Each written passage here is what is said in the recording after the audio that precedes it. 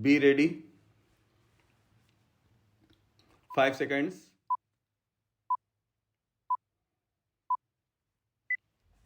Start. Mr. Deputy Chairman, I am happy to be able to speak in this house once again. I do so for the first time on this side of the house, and that makes me doubly happy. I welcome the friendly and conciliatory tone of the Honorable Finance Minister's speech. I think the tone and approach has changed over the last 3 or 4 weeks, and that augurs well for this bill. Although it will depend upon the outcome of this debate and the assurances that the government is able to give on many issues which he himself hinted are still outstanding issues and need to be resolved.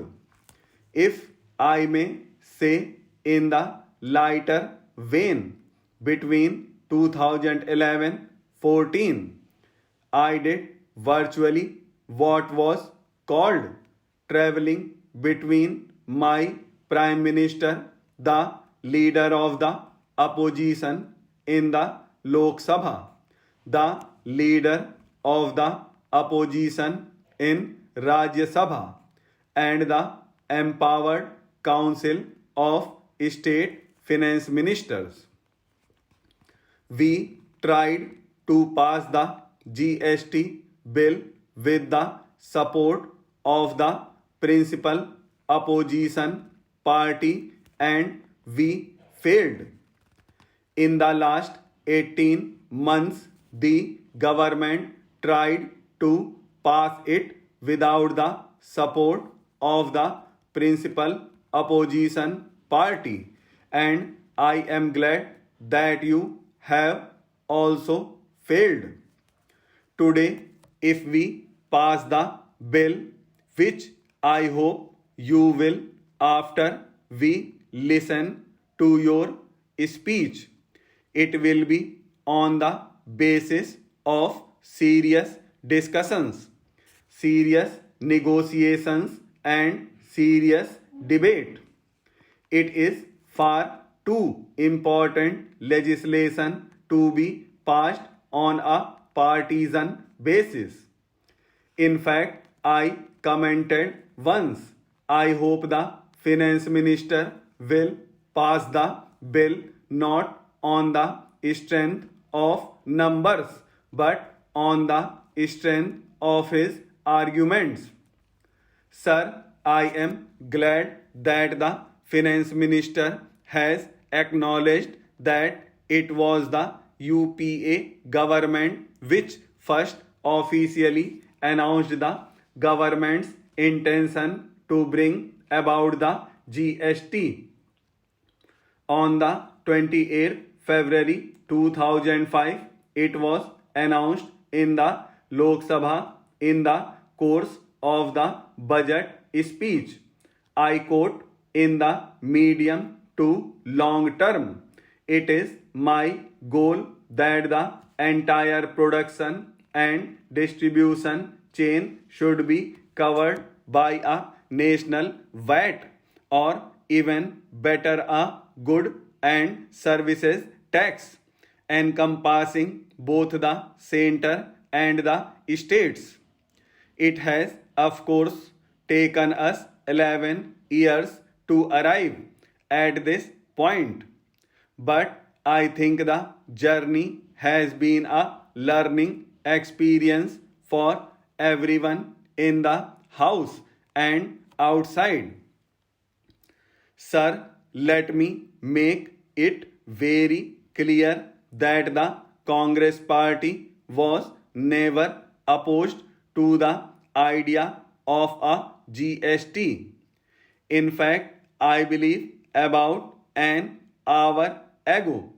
The finance minister said so much in an interview to a television channel, and I thank him for making that acknowledgement.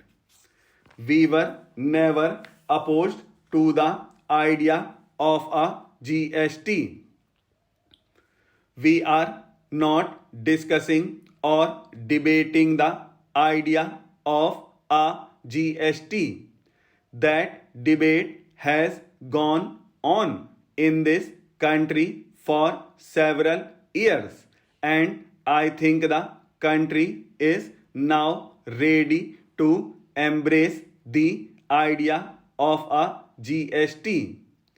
Just as the earlier GST bill introduced by the finance minister was opposed by several parties including the BJP, the 2014 bill is also being opposed. The idea was not opposed. The bill was opposed because we felt that it was possible to have a more perfect bill. And I choose my words carefully.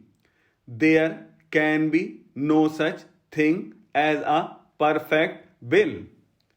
And in a legislation as transformative and as revolutionary as the Goods and Services Tax Bill, I do not think anyone from the government side will claim that this is a perfect bill. It can never be a perfect bill. But when we found that there were too many flaws in the bill, and many of those flaws could be fixed by addressing them seriously, we decided that we could support the bill. I am happy that in the last few weeks there has been a serious engagement by the government with the opposition parties, including my party, and I am glad that considerable progress has been made. Sir, there are four major issues. I will touch briefly upon the first three issues because it is the last issue that concerns me the most, and I want to take my time dealing with that at some length.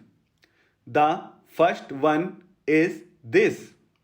I wish to point out to the Honorable Finance Minister that there are still pieces of clumsy drafting in this bill.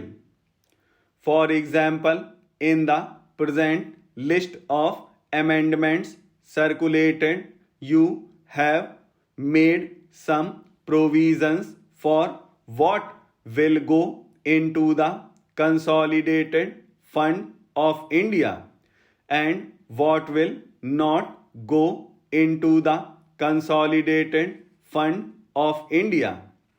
This problem should have been noticed much earlier.